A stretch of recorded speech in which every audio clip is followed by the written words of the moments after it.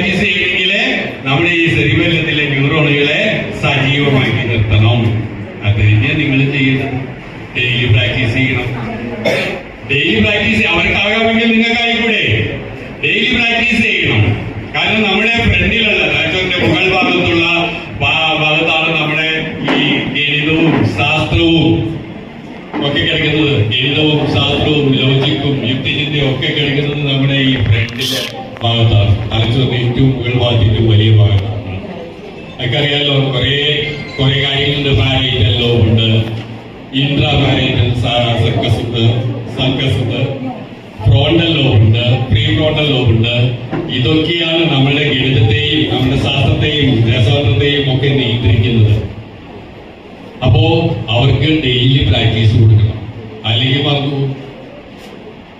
ഒരു അത്ലറ്റ് എങ്ങനെയാണോ ചെയ്യുന്നത്, ഒരു സംഗീതജ്ഞൻ എങ്ങനെയാണോ ചെയ്യുന്നത്, ഒരു നർത്തകൻ എങ്ങനെയാണോ ചെയ്യുന്നത്, അതുപോലെ നിത്യവും പ്രാക്ടീസ് ചെയ്തില്ലെങ്കിൽ നിങ്ങൾ മറന്നു പോകും. നിങ്ങളുടെ തലച്ചോറിന്റെ ന്യൂറോണുകൾ സജീവമാകില്ല. അതിന് അന്നന്ന് പഠിച്ച പാഠങ്ങൾ പഠിക്കണം, അന്നന്നെ പഠിക്കണം എന്ന് പറയുന്നത് അതുകൊണ്ടാണ്. അതിനധികം സമയം വേണ്ട. ഒരു ദിവസം ഒരു ക്ലാസ്സിൽ 2 or 3 കണക്കായിരിക്കും ചെയ്യുക, ഒരു പ്രോബ്ലം ആയിരിക്കും ചെയ്യിപ്പിച്ചിരിക്കുക.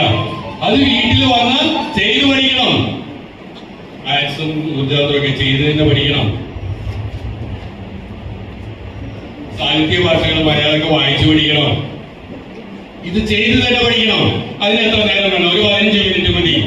ഊർജതന്ത്രം, രസതന്ത്രം, ബയോളജി, ഇതിനൊക്കെ ഒരു 15 മിനിറ്റ് മാറ്റി വയ്ക്കാൻ ഇത്രയ്ക്കധികം സമയം വേണോ ഓരോ ദിവസവും?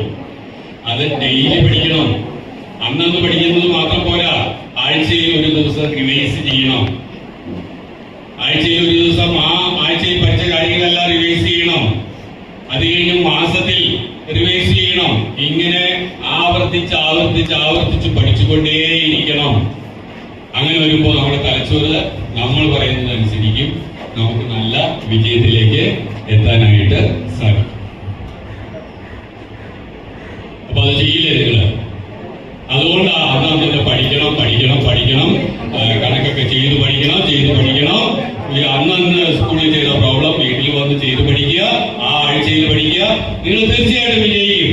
ചെയ്തു തുടങ്ങില്ലേ?